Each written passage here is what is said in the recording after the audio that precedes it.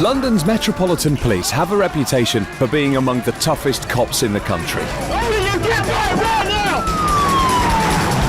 And the cops in Hammersmith and Fulham are no exception. Their West London patch is a battleground for a war on crime, and they're winning. On the floor now! Their zero-tolerance approach Any more playing up and you're going straight back on the floor. has left drug dealers, robbers, and street gangs with nowhere to hide. There's no greater buzz than putting handcuffs on someone who needs them on them and they don't like it because they're a baddie.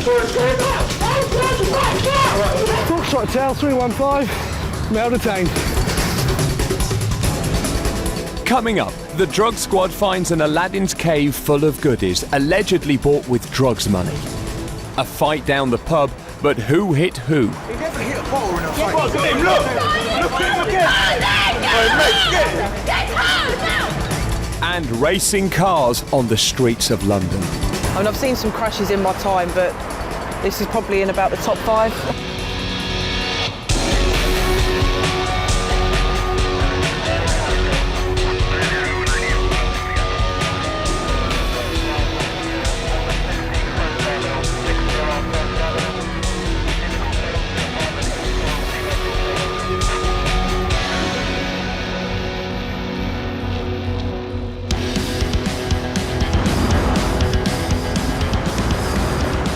The West London borough of Hammersmith and Fulham has almost 200,000 residents. Fighting crime on this patch is a round-the-clock job, and on the front line are the officers of the Uniformed Response Unit, known simply as TEAM. It's early evening rush hour in West London, and a TEAM unit has been called for urgent assistance. We've got 10 drunks fighting outside the Goldhawk Road tube station just on our left. We've got some units already there. We're just making sure that everyone's safe at the moment.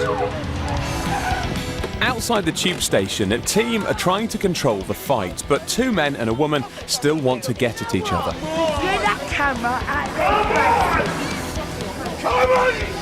One of the men seems out of control, so for his and the officer's safety, he has to be taken to the ground.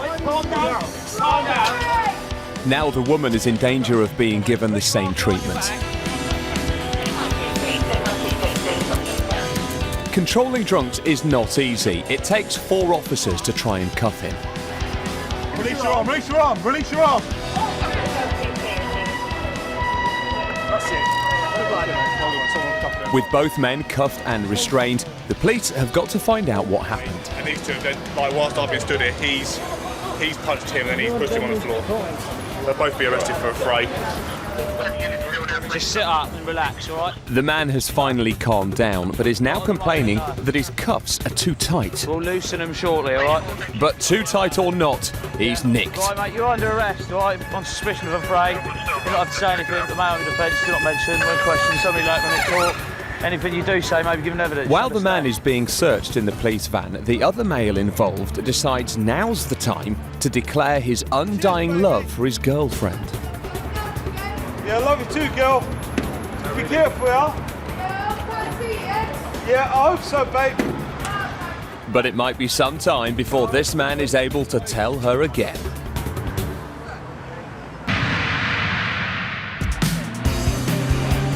In the early hours of the morning, uniformed response PCs Duffy and Davies have been called to a car accident on a busy main road. There's been an accident on the A4, and it appears that one of the vehicles has actually driven off, and the guy in the CCTV office has said that it was pretty smashed up. Also, we'll go along, have a look, see what we can find. With wreckage scattered all over the road and the car smashed against a tree. This is not a run-of-the-mill accident. I've never seen anything like it, to be honest. I mean, I've seen some crashes in my time, but this is probably in about the top 5. The driver and passengers have run away, but from what a witness has said, it looks like 2 cars were racing each other with potentially disastrous consequences. I mean, if anyone was sitting there, they would have serious injuries. I'm surprised that they're not still in the car. I mean, as you can see, that it's just gone right through. Dangers of speeding and racing. I mean, it's quite, late in the morning as well, and this is such a busy road. loads of accidents on this road, and it's just stupidity, pure stupidity. With the fire brigade turning up to check out any danger of fire, another police officer has found a trail of even more wreckage. There's bits of it in there. In the park? There's bits of car in the park. Right. Bloody hell, look! Look! It's like a never-ending trail, isn't it?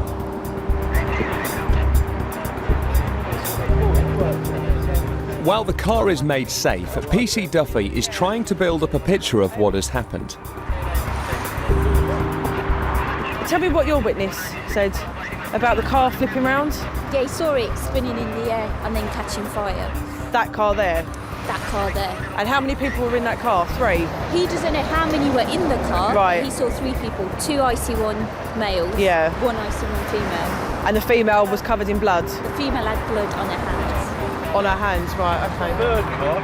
There's a third car. Third car. Yeah. The front of the bumper and all the car with a number plate on it, it's up there. So it's Of the third car? the third car. Whole front of it's off with a number plate on it. Retracing the route back from the accident, they discover even more damage. They've lost control, mounted the pavement here, skidded all the way along here and then ended up down there. And they just seem to have hit everything as they've gone down, and the car has ended up where it is. Look. Is this here? This is it, yeah, because it's gone all along that way. Yeah, look, you can see where it's gone here. From where it's standing, really. It's gone. And then hit the back of the railing. As the clearing up of the wreckage gets underway, whoever the drivers of the vehicles are, they're going to have to face a lot more questions when they're found. Definitely dangerous driving, especially when witnesses have said that they appeared to be racing each other. And just from the state of the car that it was in, it would have, taken great speed to have caused all of that damage. And it's a lot of damage, criminal damage side of it as well. Obviously the fencing, the trees and the lampposts. So there are lots of offences involved. We just need to find the culprits for it. Coming up, the drug squad raid the house of a suspected drug trafficker. We're from the drug squad at Fulham. We have a warrant here to search your house. I think the game's up, boys, don't you? And the borough cops come down hard on a taxi driver without a licence. You can't let me go, can't you? I mean, With 9 points on your licence, I've got no intention of letting you go.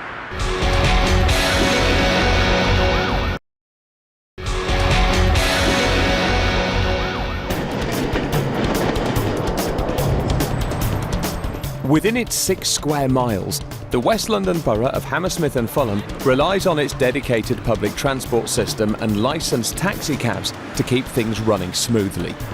But with 75,000 licensed taxis in the London area, the borough's police are quick to check out any taxi driver who puts a foot wrong. Officers Paul Davies and Chris Butler have stopped a taxi for running a red light, but the driver seems to think he had a good reason. obviously I had a clear view on the road. There's nobody on the road. It doesn't matter if there's nobody on the road or not, you've still got to obey the lights. As he's cautioned, the driver realises that excuses won't help, so he goes on the defensive, claiming that the light wasn't red. To be honest, I went through amber. I've seen it as amber. I'm going to write on here, I went through amber, so let's write it on here. That's what you're saying to me. There's going to be a conflict in our statements because I saw you go through a red. Quite clearly saw you go through a red. I know what I saw, okay, and I know the physical state that I see you in. The cop's attention is drawn to the fact that the man looks like he hasn't slept in days. I could still run half a mile without stopping. It's not that. How much sleep have you had in the last few days? I mean, I had enough sleep. Tiredness is said to be responsible for 20% of all accidents on Britain's roads. 6 people a week die as a result of drivers falling asleep at the wheel. So for the cops, this is a serious business. Next, the driver tells the police he already has 9 points on his licence. Okay, do you understand that if I go through a red traffic light signal, it's 3 points. If you've got 9 already, totting up procedure that goes with driving licences, means that if I was to issue you with a fixed penalty notice now, it would put you to a ban. Could I ask you to do a driving licence check, please, to see how many points are concurrent over? Had 2 previous for drink or drug driving. Current points on licence 9. Over. Fantastic, thank you. In that case, he's going to get reported because totting up is going to take him to 12. Many thanks, over. On checking the police database, officers discover more. It's saying that his licence was revoked in November of last year. Why did he take my licence, do you know? No idea. But as far as I'm concerned, I'm trying to ascertain as to whether or not you're driving whilst disqualified or you're driving otherwise in accordance with a licence. If you're driving whilst disqualified, that makes you arrestable. yes, I know. You can't let me go, can't you? I mean, with 9 points on your licence, I've got no intention of letting you go. Having got the full story from Police HQ, PC Davies delivers more bad news to the driver. In the eyes of the DVLA, you have no driving licence.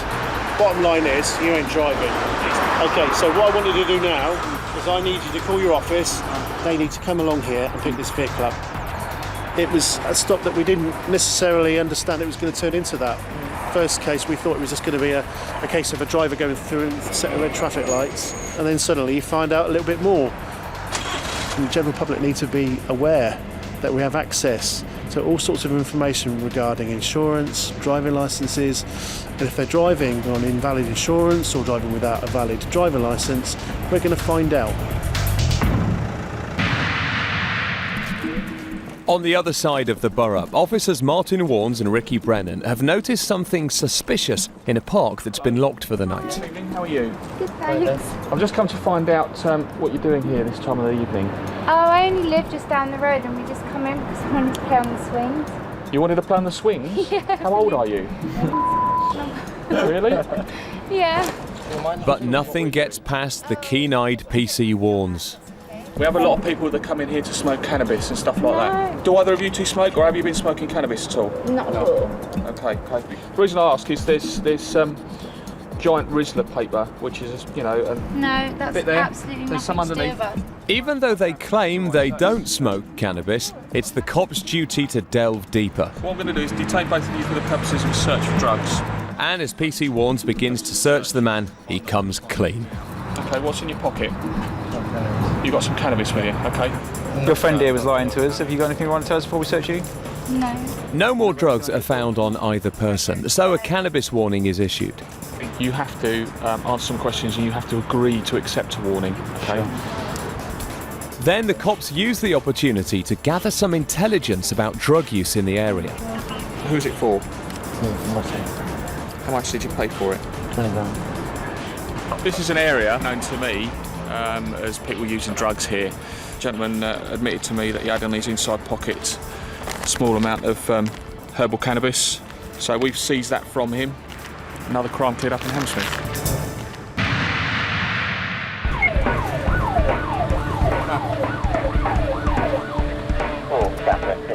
The American heavy metal band Slipknot is doing a gig at the Apollo Theatre. Officers from Hammersmith and Fulham's uniformed response unit have been called to check out reports of scuffles between security guards and illegal poster sellers. See the security staff all wearing their balaclavas and these street traders down the far end selling obviously hockey merchandise for Slipknot. I think the security staff don't like that, so they've decided that they're going to have a fight with half of them. And it's not long before another scuffle kicks off. Who did that? Who did that, bud? One of them, like, yeah. Why's that? I'll show you which one. Why's that? First of all, tell us why first, mate. Assault. Tell us why. For no reason at all. Come on, mate, that's what you get. The man claims he's been attacked. I'm a drafter, yeah, right, yeah. They took my posters, yeah, and then took me in my mouth. The man is claiming that the security guards have assaulted him and taken his posters. Just point out to us who did it and we'll have a little word. He is then asked to try and identify his attacker, but not surprisingly, they're nowhere to be seen. I would suggest that he could identify him. knowing full well he was a legal street trader, he took it in the best interest, so he wasn't best to pursue the allegation, and he made his way home. And as the crowds make their way home, the selling of illegal posters is all part of the scene. Like a fiver a poster inside, they're selling it for £1 outside here. The band's hired the security to stop the vendors selling illegal merchandise. Bit of fisticuffs, civil matter really. It's not good. I don't think it should happen, to be honest with you, but it's a bit of fisticuffs over nothing really. It's over a poster.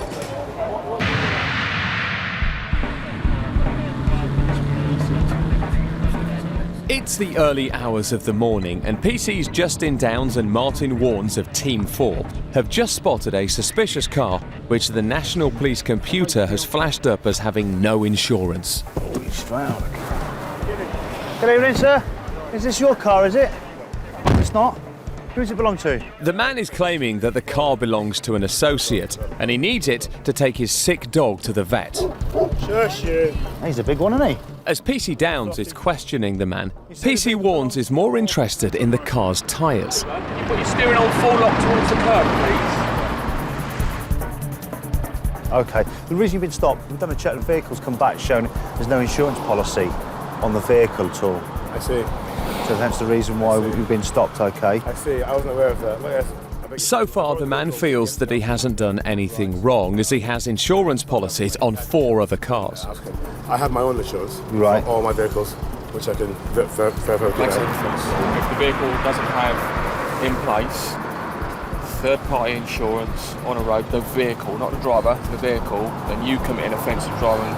So he has no insurance at all on the vehicle? No. He's also got defective tyre and no tax. I appreciate, quite often if you've got your own vehicle, most people's policies allow them to drive other vehicles, third party, but there needs to be a policy in relation to the actual vehicle you're driving as well. Basically, where I go from here is that we have to seize the vehicle if there's no insurance policy in relation to it. Beg your pardon? We have to seize the vehicle.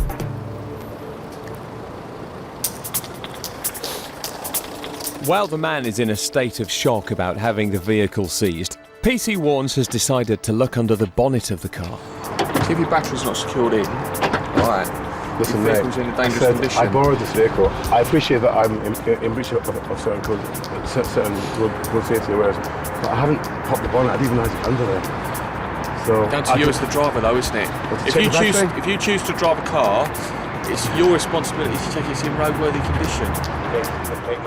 But the night's not over yet for this man. PC Warnes has no option but to give him further bad news. Basically, what's going to happen is we're going to seize the vehicle because it hasn't got in place some insurance on it. That also means you get reported for not having any insurance. I'm going to get in trouble. You are, yes. You're also going to get in trouble for driving with a defective tyre, driving the vehicle in dangerous condition. Oh, please, is this... Come on, mate. I'm just trying to get home my fucking dog. And I'm getting for this, for that, for this. There's no need to get upset about it. There's a big need to get upset. But the man is upset, and he can't understand why this is all happening. Is it really necessary to give me 9 points or 10 points or... You can't get that many points. At the moment, the vehicle is being seized and you are going to be reported for summons. With his car being seized, the man has to get his dog and passenger home by public transport.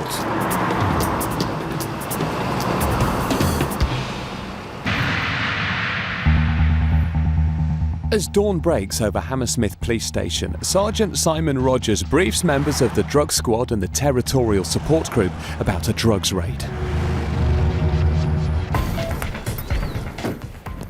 PSG silently make their way to the suspect's house.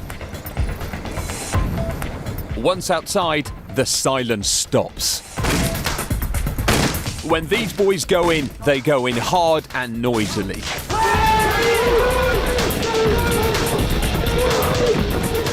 The entry is fast. Everyone inside the house is taken completely by surprise. We're from the drug squad at Fulham. We have a warrant here to search your house. Sounds like somebody's armed themselves with a lock knife. Room by room, the house is cleared and the suspects are counted. I think the game's up, boys, don't you? Coming up, the drug squad finds an Aladdin's cave full of high-priced equipment allegedly bought with drug money. And a driver who gets caught out by CCTV. If you're telling me you can't remember, I think that you need an ambulance because you might have concussion.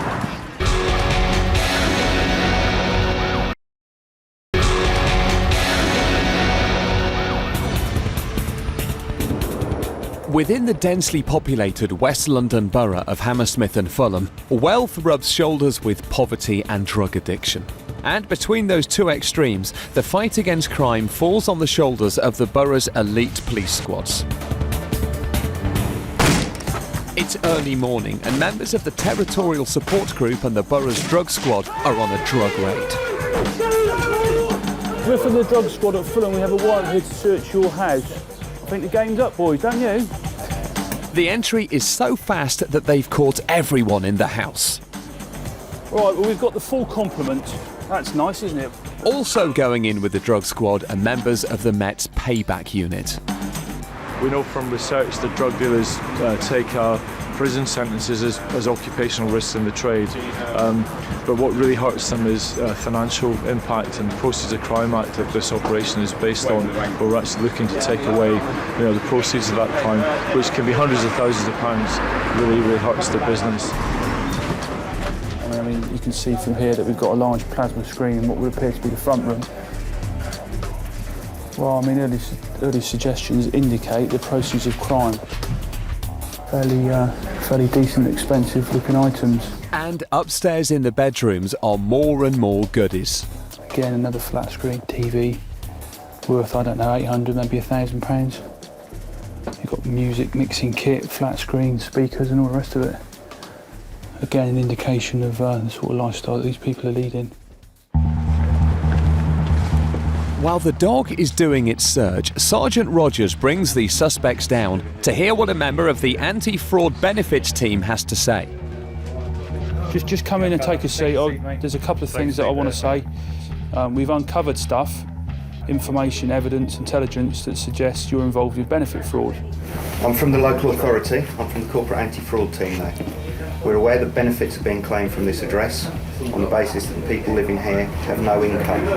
And what I've seen that's been found at the property today, it appears to me that people here do have income and have more than has been declared, and that is benefit fraud. Okay, mate, obviously you've heard what this gentleman's had to say. Given that I've been given that information, I'm arresting you on suspicion of benefit fraud, okay? We'll stand up for it. As the suspects are taken away, the investigation is just beginning for all the agencies involved.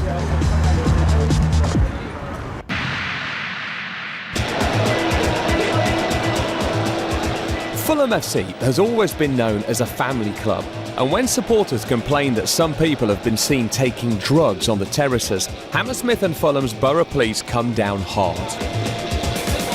In this operation, members of the specialist drug and alcohol team known as DAT are not only targeting suspected drug users, but also handing out leaflets warning about the dangers of drug abuse. These two guys. Like a well-oiled machine, the dogs go in and search for anyone who might have drugs on them, and the squad's officers pull them out.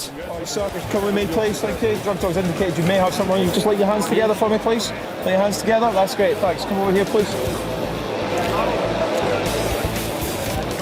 Because the drugs dog has indicated that you may have an illegal substance on you, what's going to happen? You're going to be searched on the Misuse of Drugs Act. Do you take drugs? No. You've been in contact with drugs? No. No, that's not a good sign. That's usually yes or no. But not everyone is sure why they've been pulled out. Sometimes dog will indicate in people who are perfectly innocent, but you may have had contact with drugs, okay, and that can come off on you, and the dog picks that up. They're very, very sensitive. The only other thing I would say is if you have had any contact with drugs, we do have our scheme where we can give you some information regarding drugs use, side effects, and you can take that away with you. You don't have to have it, it's up to you. Would you like a pack? No, that's fine, that's okay. More and more people are being picked out by the dogs. As kick-off approaches, the fans are swarming in and the stop and search intensifies. So far, one arrest made, They've gone off for a block of resinous cannabis. They've gone off now. We're going to continue. Many seizures have been made, and we're going to carry on with that at the moment and just see what the dogs indicate. One of the dogs has hit on a suspected Class A drug carrier. Gentleman's come up. It's having a quantity of what we believe to be a Class A drug on him. So the officers, just at the end there, are now dealing with that, and he's going to be taken into custody and arrested. With the game just getting underway, this man has no further use for his ticket. And for the police, it's been a successful operation.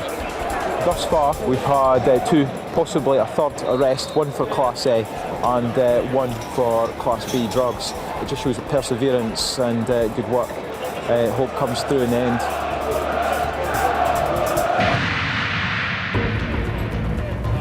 Across the other side of the borough, PC's James Franklin and Chris Hayes have spotted a car which has aroused their suspicion. What we've done, the car behind us there, sort of loitering around that area. That's an area where we get a lot of motor vehicle crime and things along that sort of line. Do a check on it, just see what's happening. It has flashed up that the driver, that there's no insurance held on the vehicle. Approaching the vehicle, they see that there's a man and a woman inside the car. When questioned about his insurance, the driver is only too pleased to show his documents. Yeah? Where does the car belong to? It belongs to my wife. Mine's continuing, but I have my own insurance in my wife's car. Right. Yeah. Are you insured on another car then? Yeah. What's the vehicle registration of the car you're insured on? It's a Volkswagen. What's the registration mark? But the man appears to have forgotten his car registration number. It's a R. It's a Volkswagen. Yeah. It doesn't matter what it is. I need the registration mark, or I need to talk to your wife. My wife. She's at home. Oh, is she? Right. While the man is waiting for his wife to get the registration number, PC Hayes wants to know if he's ever been in trouble with the police before. Have you ever been stopped by police, arrested by police before? What was that all about? We'll find out anyway, I'll check, so you don't have to tell us, we'll find out. As they wait for the police computer to check out his insurance details, PC Franklin discovers something disturbing about the man. Excuse me, what's your name, please? What's your name, please? Sorry? Right, you're breaching your bail conditions, aren't you? We just met here, we're just talking. No. Stand there with my colleague. You've breached your bail conditions, haven't you? We just met. What do you mean you just met? The man has a court order not to contact a certain woman, and that woman is the passenger in the car. You have bail conditions not to meet directly or indirectly this lady. But I've not, she just met me here, and that's why we've not been nowhere. Well, you've met her. You're not to contact her directly or indirectly. But the man doesn't seem to understand what the policeman's saying. He said he wants to meet you here. I never said I wanted. Yes? You said you were. No, excuse me. I'm talking to her, OK? If you could be quiet, that'd be lovely. He has asked you to meet him here. That's received. I found him with this lady. He's arranged to meet her and come and see her. Could you find out if he is arrestable for breaching these bail conditions, please? Checking with central control on the bail conditions, PC Franklin has no alternative but to arrest the man. Come on, come with me. No, come with me and sit. Excuse me 1 second. No. You can't come in. No, but... Come with me. Come on. No. Your bail conditions are you're not to see her, OK? So I'm arresting you for breaching your bail conditions, OK? All right? Back at the station, what started as a routine inquiry into a car without insurance has ended with the driver being arrested for allegedly breaking his bail conditions. Later that night, PC's Alison Parr and Andrew Moore have received a call out to attend an RTC, a road traffic collision. The LAS have requested police attendance. A car's driven into a wall and there are 2 casualties. On arriving at the scene, it looks like a car has slammed into a brick wall. I was just coming from that side. I was like, wow, I couldn't hit the guy when I just Stand by, unit now, please to do immediate response. 122, 122. So far, it looks like the driver had to take avoiding action to miss a vehicle that had cut in front of him. Car in front of you. Yeah. And suddenly the car was going there, and suddenly. Going where? I have no idea what happened. Okay. I was going straight on. Yeah, you're going straight on. Yeah. The car suddenly going there, going straight, yeah? And suddenly the last minute just turned aside. The first thing the team have to do is see if the man has been drinking. Okay, so what you're going to ask you to do is just to blow into this tube. It's one long breath, about 2 seconds. Don't breathe in, just carry on blowing until I tell you to stop, okay? All right, if you just want to take a deep breath in, see around, carry on blowing, carry on blowing, carry on blowing, carry on blowing, carry on, okay? Okay, it's just analysing it now. Yeah, 0, yeah, that's great. The man passes the breath test, but PC Moore is not entirely happy with the man's story or his claim that he was only driving at a slow speed. He's saying the van has at last minute indicated turn right. He's had to take avoiding action. So what I'm presuming is that he was following too close, has hit his brakes, and somehow ended up coming across the road into the wall. But if the van was turning right, why didn't he go into the van? He would have got out of the way. He should have been in over there. That's more than a 30-mile-an-hour crash. Oh, God, yeah. So speeding. Still not sure what has happened, PC Moore decides to photograph the car as evidence. I'm not saying he's a liar, but if he was to take avoiding action, the natural thing would be to go up the left-hand side, up the inside of the van, carrying on his own side of the carriageway. He's also said that he was travelling at about 20 to 30 miles an hour. Given the frontal impact and the damage caused to that car, I very much doubt that's true. To investigate the story further, another officer has gone to check out any skid marks and also to see if a local garage has any CCTV. As PC Moore goes to pick him up, he has some surprising news. We just saw the CCTV. Yeah. It's good. Is it? Yeah. Basically, as the van, there is a white van. Yeah. He comes around the corner, passing the BP, he's overtaking the van. I think as he's overtaking the van, he's seen someone coming the other way and he's had to dive out of the way. And that's why he hit the wall. And he was shooting down that hill. And it shows that? Yeah. Back at the scene of the accident, PC Moore cautions the man for dangerous driving. You've told us one thing, okay, and we've subsequently found CCTV that shows another. That to me tells me that you're lying, okay, about what you were doing. If you're telling me you can't remember, I think that you need an ambulance because you might have concussion. Alright? That's not the case because you've been perfectly compass mentis with us and Sixt on the phone arranging a new car and recovery very, very swiftly. So what happened? It's a simple question. I have no idea, sir. And that time I get confused and I just go straight to the way I was. But confused or not, CCTV has caught this man out. Coming up, a suspected disabled parking badge thief who doesn't want to talk to the police. Open the door for us, please. I can't really speak to you through a door.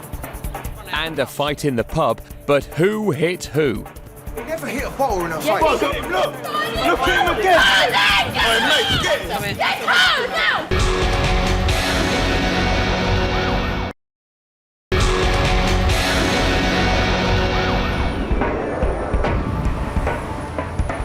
The West London borough of Hammersmith and Fulham is one of the most densely populated areas in Britain, and it's no surprise that parking is at a premium. And abuse or theft of a parking permit is a serious offence. While patrolling a large West London estate, PC's Karina Endersby and John Sheehan have been called to assist a parking enforcement officer. She's noticed that a parked car is displaying a stolen disabled parking badge. Are they all the list of stolen things? Yes, this is our list of stolen ones. It was stolen, reported on the 6th of 11th. PC Endersby has found that the car is registered to a nearby address. It's police. The police. Sorry? The police. Can you come and open the door, please? It seems that the occupant does not want to come to the door. Open the door for us, please. I can't really speak to you through a door. Karina. Hi, whose car is that? The Beetle there. It's my why? Because there's a stolen item inside the car. Oh my God. That's why I need to speak to you. No, I'm not. Can you wait? Can you come back then? No, well, I'm not going to come back because I've got to get my son from school. There's no give way me I a can second. talk. Okay, come inside, or at least my female Not at the officer. moment, no. Sorry, I've got to get my son. I've got to get dressed once. If you Right. can give me an hour, Carly, you can Carly, come back. listen. There's obviously an offence here. We have the power to come in and make sure she isn't inside. So if you don't let us in, we're going to come in. All right? Yes, Yeah, you go. And that's why I did suggest, but you didn't want that. Sit on my foot, please. Can you wait a minute, because I'm not dressed and I've got... I'm waiting here, but I don't want one colleague on her own in there. I don't want The woman seems determined not to let PC Sheehan into the house. Can you come back? If you come back in an hour, I can give you all the information you want. But my son, I've got to pick him up from school and no one else to get him. We'll just take the car then. We need a photographic ID to prove that who you are. It at the moment, so Nothing at all. Not even a bank card. Okay, we need to take all your details. Can I? Not now. Can you It is explain now. what I just said? If you don't mind, I'm on my period here Okay. and I want to get in the bath. Okay. All right? Right, but you got to understand. Yeah, I do. Something's been stolen. It's inside the car. Well, we don't really. We don't know who you are. That's fine. I want to get back in the bath Just quickly, and what's your first name? God's sake. The quicker you do it, the quicker we leave. Although she at first denied being the owner of the car, the woman eventually admits it's hers. Do you have the keys for the vehicle? Because if we can't get that thing out, we have to seize the vehicle. Will you get this sorted now, or will you have to come with us? Can you not just wait 20 minutes? No, it doesn't work like that. With the woman still seemingly resisting efforts to come out and talk, PC Sheehan calls for backup. Do you drive that vehicle? Yes. Right, well then you are under arrest for handling stolen goods. So what I'm now doing is I'm lawfully in this All right, house. I'm sorry. Can I I'm letting you get dressed. I need to buy your legs, please. Can you let me That's get fine. dressed? You can go in there and get them. Another unit arrives and a female officer goes in to try and help calm the woman down. She's naked, can you? Yes. This is Karina. Hi, you right? At last, PC Sheehan has the car's keys and retrieves the parking badge. Clearly that's not the lady that's in there. And it's not the register keeper either. Very valuable, these, aren't they? Yeah. Not anywhere you want. Finally, they manage to get the woman out of the house and it's straight down the nick for her. With over 1,000 licensed premises, the borough of Hammersmith and Fulham is a magnet for people who come to have a drink and a good time. But sometimes, where there's alcohol, there's also violence. Officers of Uniformed Response Team 1 are nearing the end of their shift, when suddenly they get a call to an incident at a pub. When they arrive, there's a large group of people all claiming to have been assaulted. What's going on? Hey! Who's done it? Come over here. Who smashed the door? Huh? Who smashed the door? The people in the pub. It looks like a window to the pub has been smashed, but that's the only sure fact in this case. Hang on. So who are you saying punched you? The one that's been arrested. He's the fucking woman beater there. That one there, look. He didn't punch me. This He one in didn't the punch me. fucking middle. It seems that one of the women in the group has allegedly been assaulted, but who did what and to whom is getting more difficult to ascertain. Look at you, look! Walking away and saying something. Yeah, go on. Good, good. One man who's allegedly been involved is now claiming to be their best friend. I'm friends with these. I was talking to these all night. I was talking to these. I was talking to these all night. Come and look at her face. He never hit a bottle in her face.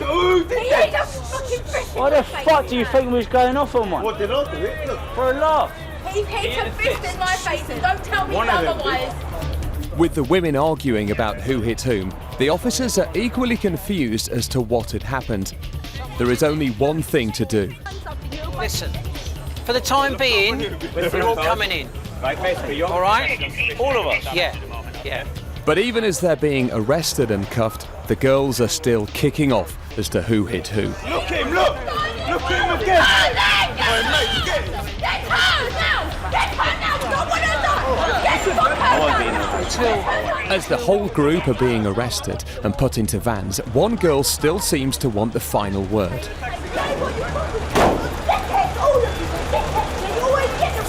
But suddenly, there seems to be a witness who says that he saw the whole thing. She came in fucking lamping everyone and the guys were behind her.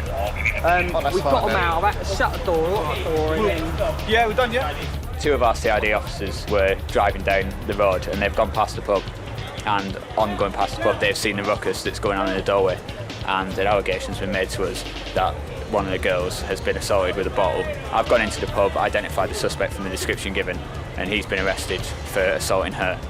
Once we've made further inquiries, we've found out that the girl who had been assaulted was assaulted after assaulting someone else, so she's also been arrested for assault. So again, complicated one that we've got to try and sort out. Coming up on Brit Cops Zero Tolerance, the series. On patrol with the Met Police, some of the most elite crime-fighting squads in the country. We're with the robbery unit as they take on the thieves. And gangs. We follow the rapid response teams as they put their lives on the line. And take on violent criminals.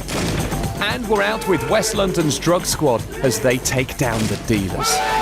Our cameras capture all the action as these cops capture the criminals.